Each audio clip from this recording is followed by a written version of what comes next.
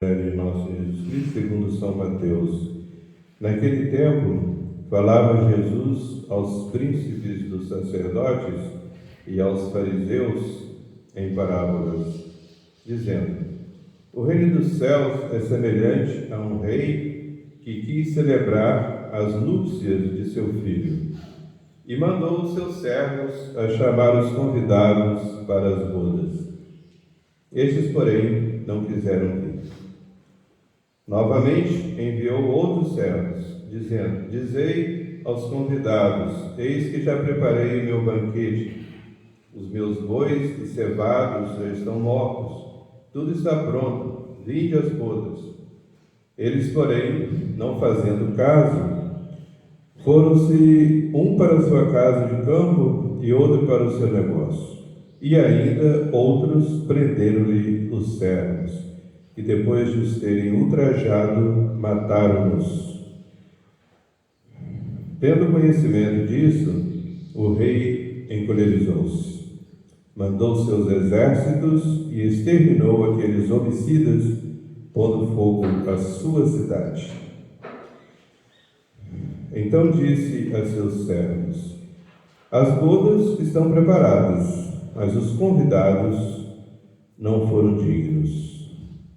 E depois as encruzilhadas dos caminhos, e a quanto encontrardes, chamai para as núpcias.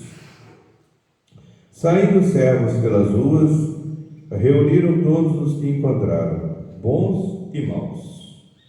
E a sala do festim ficou cheia de convidados.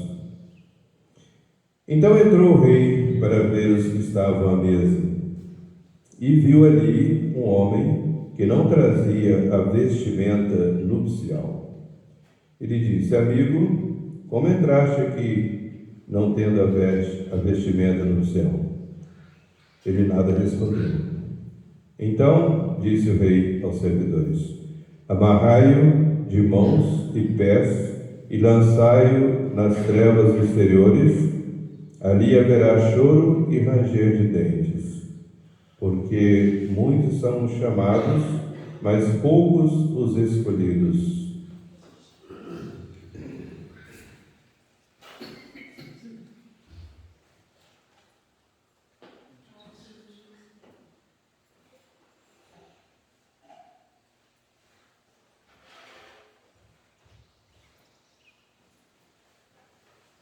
Pelo sinal da Santa Cruz, livrai-nos Deus nosso Senhor dos nossos inimigos, em nome do Pai, do Filho e do Espírito Santo. Amém.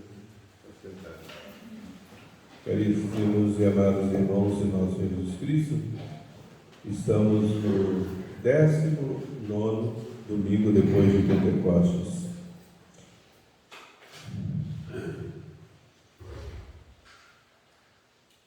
Acabaste de ouvir a leitura do Santo Evangelho e vamos, com a graça de Deus, ver o sentido dessa parábola.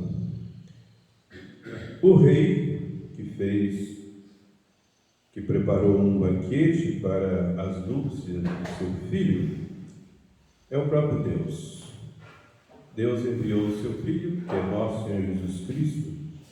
Ele se fez homem e ele preparou um banquete na sua igreja. Jesus fundou a sua igreja e ela é símbolo, ou é simbolizada pelo casamento, como explicou depois São Paulo.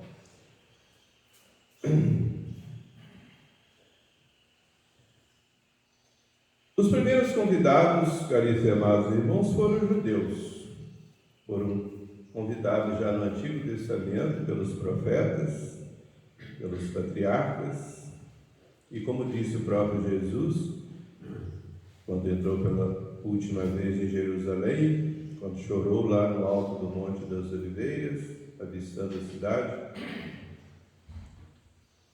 nosso Senhor disse: esse povo não recebe aquele que lhe pode trazer a paz. E pelo menos hoje ele recebesse aquele que pode lhe trazer a paz.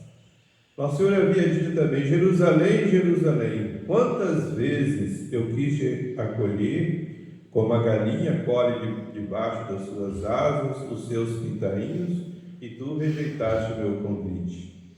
Vós que matastes os profetas, os enviados de Deus. Jesus fundou a sua igreja e enviou seus apóstolos para convidar a todos para a sua igreja. Os primeiros convidados não foram dignos, os judeus. Rejeitaram o convite e mataram os enviados de Deus.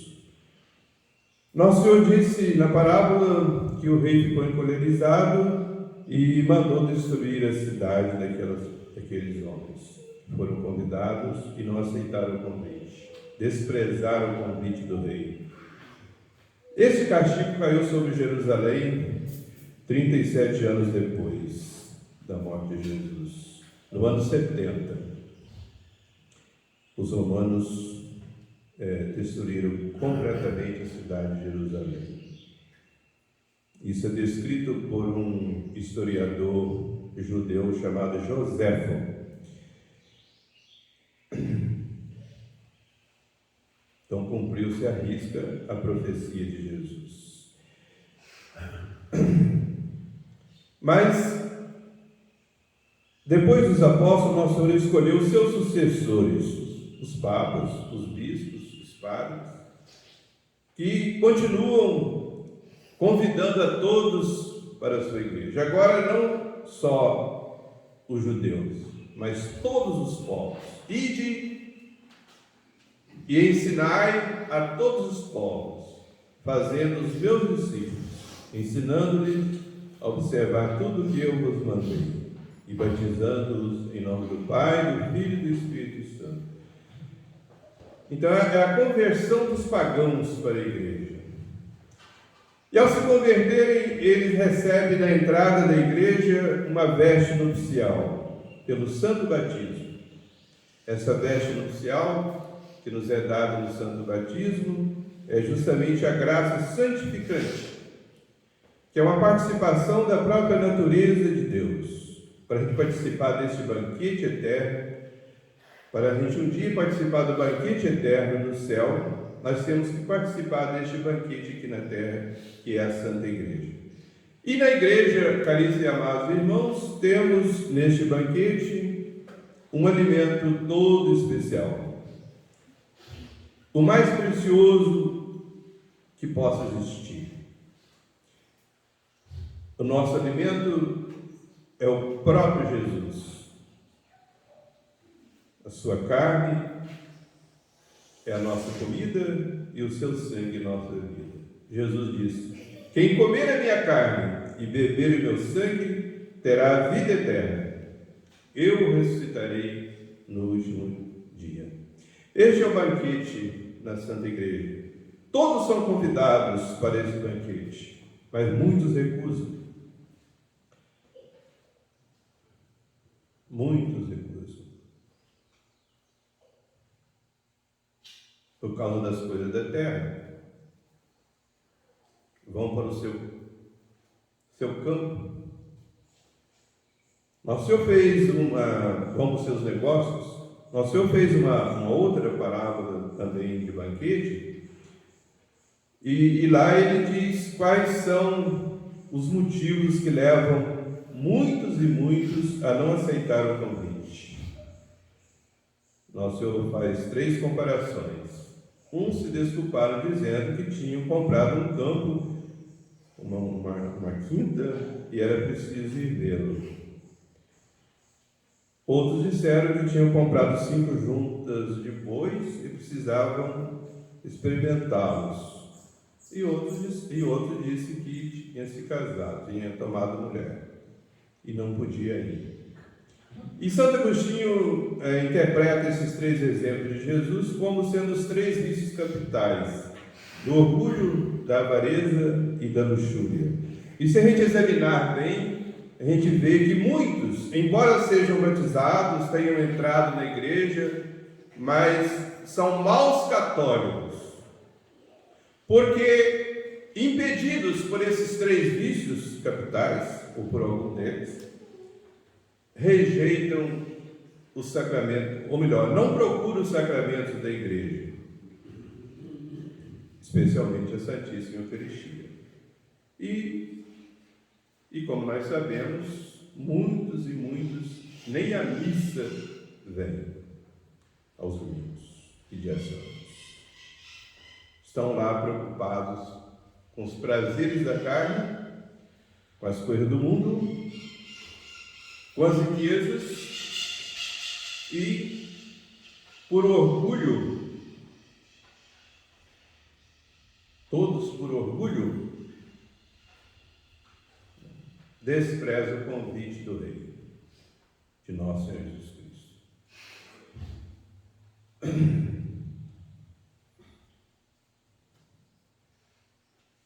A igreja ficou cheia, e assim vai ficar até o fim do mundo. Mas há bons e maus. À medida,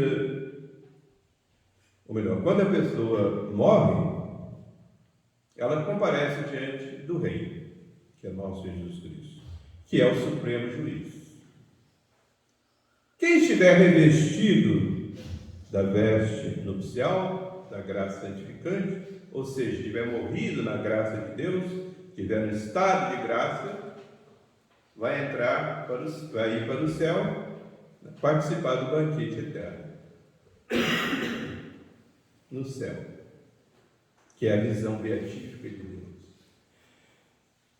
E quem não estiver revestido da veste nupcial, vai ser lançado nas trevas exteriores e eternas. Então, caríssimos e amados irmãos, nós devemos pedir sempre ao nosso Senhor a graça, a sua graça e o seu amor, não só durante a nossa vida, mas até o último instante dela, ou seja, até a nossa morte. Aquele que perseverar até o fim, esse que será salvo. Quase todo mundo é batizado, né? Mas são poucos os que conservam essa veste nupcial.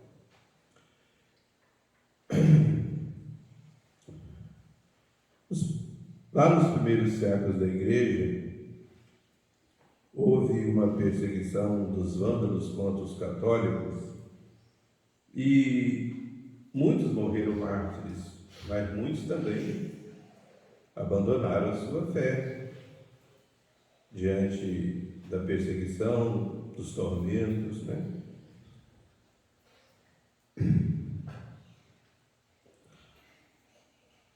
E houve um homem, esqueci o nome dele agora, que tinha deixado o paganismo, tinha se convertido, portanto, e fora batizado. Geralmente o batismo era feito no sábado santo, depois da bênção da água batismal, se fazia o batismo. E eram preparados durante 2 anos para esse batismo, eram os catecúmenos, né? E depois se apresentavam com a veste branca, né? E conservavam aquela veste durante 1 semana, ficavam com aquela veste durante 1 semana. No domingo seguinte, né? Que é chamado ainda na liturgia, domingo em Naupes, em latim quer dizer com vestes brancas, se apresentavam todos na igreja, todos aqueles que tinham sido batizados se apresentavam na igreja com aquelas vestes brancas. É a veste nupcial. Para que a pessoa ficasse bem convencida, né, de que agora ela renasceu para uma outra vida, a vida sobrenatural. E aquela veste branca era símbolo